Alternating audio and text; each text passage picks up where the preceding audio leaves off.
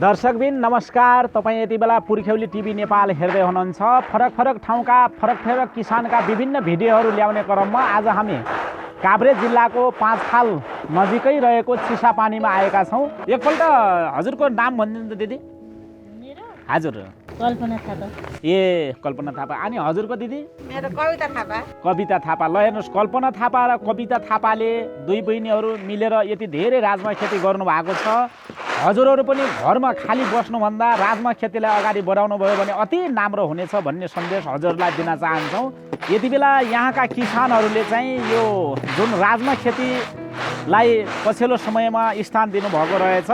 म एकैछिन हाम्रो किसान, हाम्रो आदरणीय दिदीहरू हुनुहुन्छ, उहाँहरूसँग कुराकानी गर्न गइरहेको छु। अहिले जुन पछिल्लो समयमा राजमा खेती फस्टाइरहेको रहेछ, यो ठाउँमा धेरै ठाउँमा राजमाको चाहिँ अवस्था हराइरहेको छ। म एकैछिन 2 मिनट कुरा गरेँ।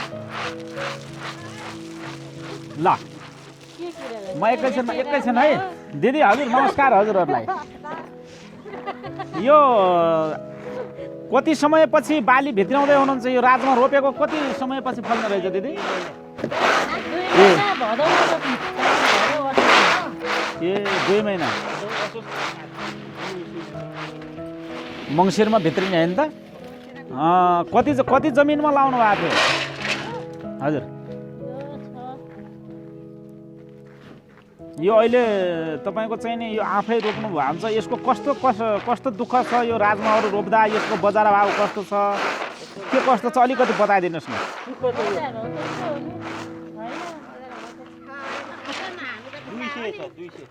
जम्मा 200 मात्र? 600-700 भन्छन्। ए रोप्न पर्यो, जोत्न पर्यो। यसलाई कतिको पानी चाहिन्छ? यो पानी कतिको खान्छ यसले? पानी चाहिन्छ। ए यसमा रोगहरू पनि लाग्छ? ए ल हेर्नुहोस् दर्शकबिन, यति बेला हाम्रो दिदीहरूले राजमालाई भित्र्याउँदै हुनुहुन्छ। यो बारीभरि टनक्कै लगाउनु भएको थियो, धेरै बोराहरू घरभित्र राखिसक्नुभयो। अहिले यति बेला भित्रै राख्नु भएको छ। गर्न सके 8-9 मुरी छ होइन?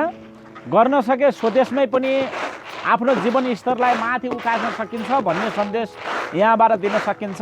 तपाईहरु पनि सबैजनाले राजमा खेती गरेर अगाडि बढाउनु भयो भने थोरै लगानीमा राम्रो आम्दानी लिन सकिन्छ र स्वरोजगार बन्न सकिन्छ। त्यति धेरै खर्चिलो पनि छैन।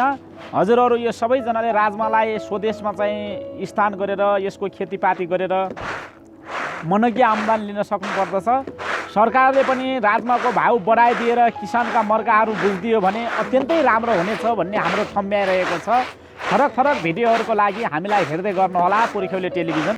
पक्षमा पुर्खौली टिभीलाई लाइक, कमेन्ट, सब्स्क्राइब गर्दै गर्नुहोला। यस्तै नाम्रा भिडियोहरू लिएर आउनेछौँ। नमस्कार।